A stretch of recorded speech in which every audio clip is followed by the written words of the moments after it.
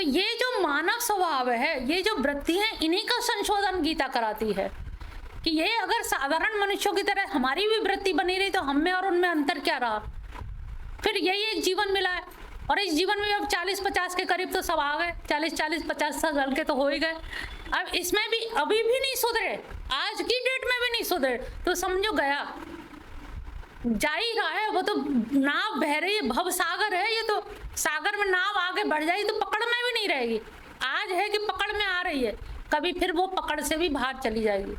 हम कहते हैं ना बच्चा वो हमारी पकड़ के बाहर है, बहुत अब हमारे बस की नहीं है, यानी कि एक लिमिट तक बस रहता है, उसके बाद बस में नहीं रहता। तो ऐसे ही हमें हर चीज़ का चिंतन करना चाहिए। हम कहते हैं ना घर की नारी की का कहूँ, ये कर क्यों नारी ना है, ये भी नारी छूट जाएगी। हम उसको सुधारें, इसको सुधारें, सबको सुधारने में लगे रहें, हम खुद को ही सुधार लें।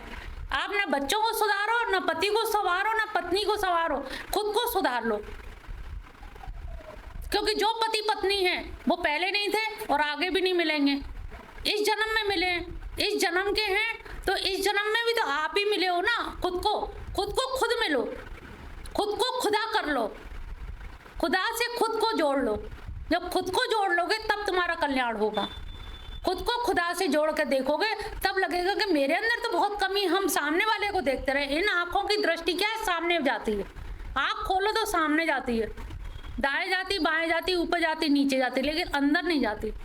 हम कहते हैं आँख बंद करके बैठ जाओ, उसमें भी लोग प्रणव के उच्चारण में थोड़ा खोल के देख लेते हैं और लोग क्या कर रहे हैं कि नहीं कर रहे हैं। तो आँख बंद करके कोई पूरी तरह नहीं बैठता है कि उनसे कह दे आधा घंटा आँख बंद कर लो तो अरे जी घबराए, पता नहीं क्या हो रहा है, थोड़ी सी खोल के देख लेते हैं, मिचका के देख लेते हैं थोड़ी सी। तो आँख की जो वृत्ति है, इनका भी स्वभाव है ना, मन का जो गुणा गुणे से बर्तन थे, स्वभाव की वजह से हो रहा है, स्वभाव है, हम इसकी अवहेलना नहीं कर रहे। आँख हैं, खुलेंगी तो ये सामने देखेंगी, दाएं बाएं देखेंगी, ऊपर नीचे। हमारे ऋषि मुनियों ने भी यही किया। आंखें खुली तो सबसे पहले उन्होंने पहाड़, नदी, उतार, लहरें और बड़ी बड़ी चीजें, प्रकृति को देखा। जब प्रकृति को देखा, सामने कलरव नीर को देखा, फिर दाएं देखा, बाएं देखा, चारों तरफ पेड़ पौधों को देखा, तब लगा कि इनमें कहीं कोई रस नहीं आ रहा। फिर उन्होंने बाद में नेत्र बंद किए। आत्मा वारे द्रष्टव्य, श्रोतव्य, मंतव्य, निधि ध्यासितव्य। फिर वो निधि ध्यासन की तरफ गए।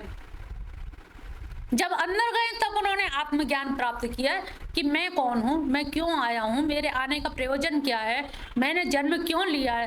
कभी तुम बैठ के पूछते हो भगवान से, भगवान हमें इस धराधाम पे क्यों बुलाया तुमने, क्या काम था तुम्हारा बिगड़ रहा था, बताओ वही काम करें।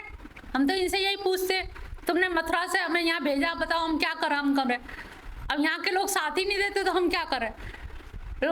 हम तो रोज उनसे ये पूछते, बताओ मैं क्या करूँ भाई, मैं तो बिल्कुल, हम तो निठल्ले हैं, अपने आप को इनके सारे, इनके लिए समर्पित कर दिया, खुद को चढ़ा दिया। अब तुम काम बताओ, तुम्हारा जो काम हो वो करें।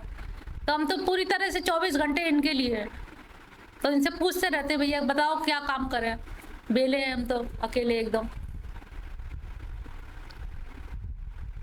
यथा उल्बेन व्रतो गर्भस तथा तेन आवृतम। 2 उदाहरण हो गए। कौन से 2 उदाहरण हुए? अग्नि के और दर्पण का, ठीक है। फिर यथो उल्बेन, जो जेर होता है ना, बच्चे को कभी ब्याते हुए देखा होगा गाय वगैरह को, तो जीव है, उसमें हाथ पैर है, सब सामर्थ्य है, लेकिन फिर भी वो जेर के अंदर ऐसा फंसा हुआ है कि वो हाथ पैर नहीं चला सकता। उल्बेन यानी कि जेर में फंसा हुआ है और उससे वो आवृत है। तो उससे वो आवृत होने के नाते, गर्भस्थ होने पर भी वो पूरा जीव बना हुआ है, सामर्थ्य है, लेकिन फिर भी नहीं चल सकता। तो इसी तरह से ढका रहता है। 39वां, आवृतं ज्ञान में तेन ज्ञानेनो नेत वैरेण काम रूपेण कौन्तेय दुष्पूरेण नलेन च। और हे अर्जुन, इस अग्नि के समान कभी ना पूर्ण होने वाला ये क्या है, काम रूपेण कौन्तेय, ज्ञानियों के नित्य बैरी के द्वारा मनुष्य का ज्ञान ढका हुआ है। ये भी इसी के काम रूप की वजह से ही इसका ज्ञान जो है, जानता सब है। अब यहाँ पर कौन अज्ञानी है, यहाँ सभी जो लोग जानकार हैं, जान तो हमारे एक कहावत है ब्रज में, जान तू पर मान तू ना। मानते नहीं, जानते सब है, तुम हमें क्या बता रहे हो, तुम आए हो बताने। हाँ, बड़ी चलाई तुम्हारे जैसे बहुत है यहाँ ब्रज में, तो हर जगह जगह सिखाने वाले बैठे, पर वो यही कह देते जान तू पर मान तो ना हो। अब बताओ क्या कर लोगे, क्या कर सको बताओ।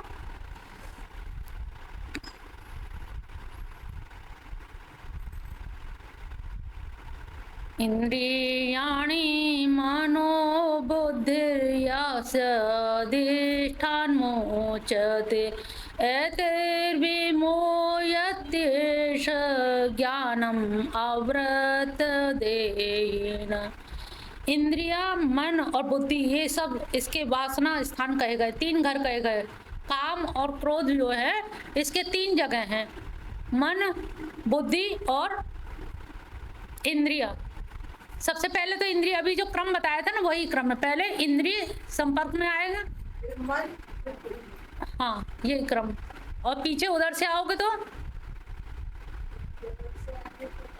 लौटो, हाँ very good very good very good, और फिर पीछे जाओ, फिर लौटो। रट गया? अब याद रखना, भूलना नहीं, जब पूछे बता देना। इंद्रिया, मन, बुद्धि, ये सब इसके वास स्थान है, रहने के ठिकाने। तो शुरुआत कहाँ से, पहला घर कौन सा है इसका? इंद्रियां। तो इंद्रियों को ही रोक लो, पहला घर मत बनने दो जिससे दूसरा घर बने, फिर दूसरा मत बनने दो जिससे तीसरा घर बने। रोक लगा दो, बैरिकेटिंग लगी होती है कि नहीं, चुंगी लगा दो। तो रोकने की कोशिश करो इंद्रियों तक ही, है ना, अंदर जाने मत, क्योंकि मन तक चली गई ना, मन बड़ा दोगला है। मन के कोई पता नहीं है वो कहाँ से कहाँ क्या करेगा। मन क्या है, देखो ये हम श्वास ले रहे हैं, मन एक रस्सी है समझ लो, एक रस्सी ऊपर टंगी हुई है इलेक्ट्रिक से, या समझ लो ईश्वर से बंधी है, और वो रस्सी हमने एक छोर नीचे पानी में डाल दिया है। तो क्या करती है पानी में पड़ी हुई रस्सी, धीरे धीरे पानी सोखती है। जब गीली हो जाती है तुम्हें सोखती हुई नहीं दिखती है, कभी करके देखा नहीं? रस्सी को पानी में डाल के देखना, बहुत स्वादी स्वादी धीरे धीरे सोखती है पानी को। जब रस्सी गीली हो जाएगी तब तुम्हें अरे पानी आ गया इसमें, तो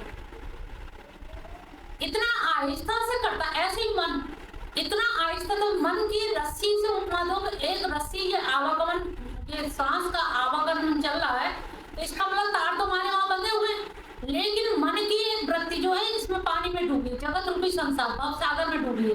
भव सागर से वो सोख रहा है पानी धीरे धीरे। बाजार गए थे, वो साड़ी टंगी देखी थी, मन कर रहा है, अब ना देखी होती तो आप देख लीजिए, तो कैसे, अब पैसे है नहीं, पति देंगे नहीं, कहीं से पॉकेट मारी जाए, कहाँ से ली जाए, या मायके से मिल जाए, कहीं से कोई दे दे। अब मन ही मन उसका संकल्प चल रहा है, कैसे ले कैसे ले। अब एक दिन तो ले ही ली जाए, बहुत हो गया सोचते सोचते।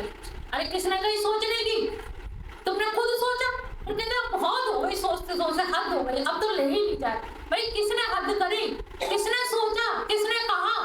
आंखों ने कहा, मन ने सुना, बुद्धि ने किया। अजीब खेल है तुम्हारा खेल। और जब पैसे निकालते पकड़ी गई तो फिर गड़बड़ हो गई, बाहर में जाए ऐसी गृहस्थी, तो यहाँ मन की कोई काम भी ना हो पाए। अरे मन को ही मारने को तो गीता कह रही, और तुम मन को ही तसल्ली देने में लगी हुई हो, तो मन को ही तो मारना है भाई। मन की करने लगी तो फिर क्या रह गया, तो गीता पढ़ना ही व्यर्थ हो गया। तो यहाँ पर 3 घर बताए हैं, कौन कौन से, जोर से बोलो। हाँ, ये इसके क्या है, अधिष्ठान, वास स्थान, घर, कोठी, हवेली, ये 3 है इसकी। ऐश, ये काम, इन मन बुद्धि इंद्रियों के द्वारा ही ज्ञान को आच्छादित करके जीवात्मा को देहीनम, ज्ञान को आवृत्यम देहीनम, जीवात्मा को मोहित कर लेती है।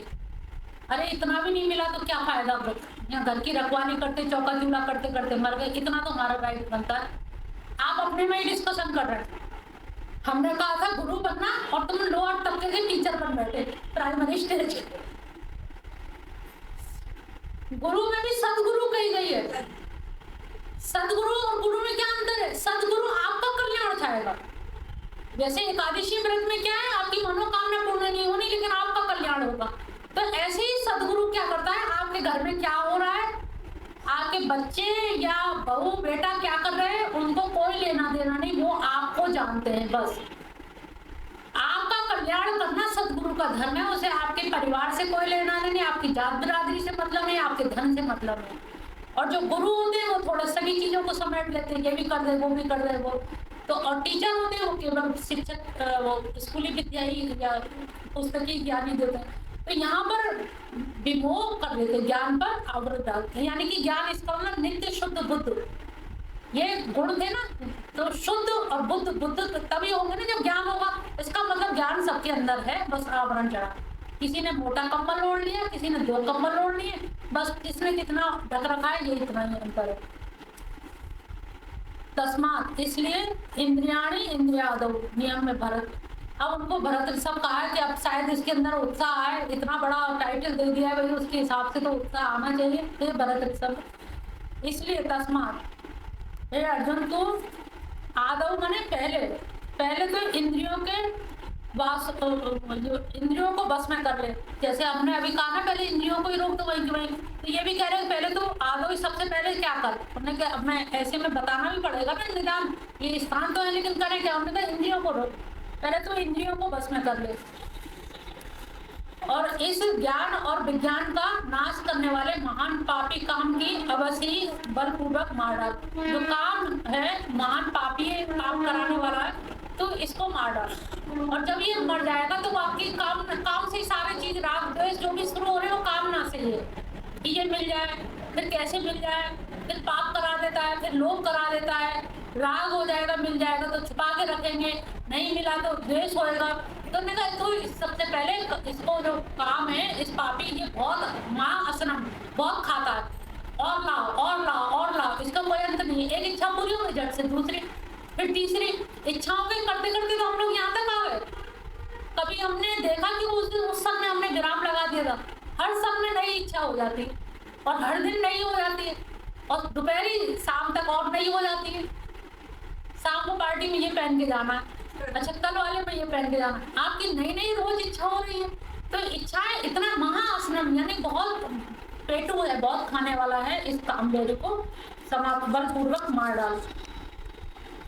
इंद्रियाणी प्राण आहु इंद्रिय में परम मना मनस, देखो वही चीज आ गई। इंद्रियों से अलग जो है, पहले परे मन को कहा गया, मन से परे बुद्धि को कहा गया है, और बुद्धि से पहले के परे क्या है, स यानी कि वो जीवात्मा आत्म तत्व। तू जो है इन सब से परे है, ना तू मन है, ना तू इंद्रिय है, और ना ही बुद्धि है, तो इन सब से परे है। लेकिन तुझको ये समझना पड़ेगा, जानना पड़ेगा। एवं बुद्धे परम बुद्ध्वा संस्तभ्य आत्मना जहि शत्रु महाबायो काम रूप दुरासदम। इस प्रकार बुद्धि से पर यानी कि सूक्ष्म बलवान और अत्यंत श्रेष्ठ आत्मा को जानकर बुद्धि के द्वारा मन को बस में करके, हे महाभाव कह दिए कि अरे तू तो बहुत बड़ा बलशाली है, तो ये इंद्रियां बस में, ये तो तेरे ही पास है। महाभाव शत्रु को जीतने के लिए तो भी बाहर जाना है, और इनको जीतने के लिए कहाँ जाना है, लेकिन कोई नहीं जा पाता। तुम कह रही हो लेकिन जा नहीं पाओगे। बाहर शत्रु को मारना ज्यादा आसान है, महाभाव है उसके लिए, लेकिन अंदर के लिए महाभाव नहीं है। तो उसको इसीलिए उत्तेजित किया कि हे महाभाव तू बलशाली है, तो बल तेरा बाहर ही बाहर दिखता है, अंदर भी तो देखने को मिले, अंदर भी तो देखें। तो हे महाभाव काम रूप दुर्जय शत्रु को मार डाल। तो ये काम रूप जो काम का अगर अंदर से जड़ समाप्त हो गई, क्योंकि काम ही पुनर्जन्म का कारण है, ये बहुत अच्छे से समझ लो। सबकी जड़ काम है, काम यानी कि कामना यानी कि वांछाएं, अभिलाषाएं, तृष्णाएं, बहुत सी इच्छाएं। अभी पूछो तो सब लिख के दे देंगे ये इच्छा है, कोई शून्य नहीं देगा कि कोई इच्छा नहीं है, शून्य करके कोई नहीं देगा, सब लिख के दे, हाँ ये इच्छा है, इसके बाद ये, पहले ये वाली हो जाए फिर ये कर देना, इसके बाद ये क्रम पूरा पूछ लो। अभी कह दो इंद्रियां पीछे की तरफ धक्का दो इंद्रियों को, इंद्रिय जगत में ना जाने दे, मन में ना, मन से बुद्धि में, वो धक्का नहीं दे पाएंगे। तो अरे भगवान ने जिंदगी दी है, सब हाथ पैर है, जब तक जिंदगी है तब तक यावत जीवे सुखम जीवे ऋणम कृत्वा घृतम पीवे। जब तक जीवन है इसे तो अच्छे तरह से जी लिया जाए। और फिर कौन देख रहा है कि भगवान भी है कि नहीं है, पता नहीं, तुम बता रहे हो और पता नहीं है भी कि नहीं।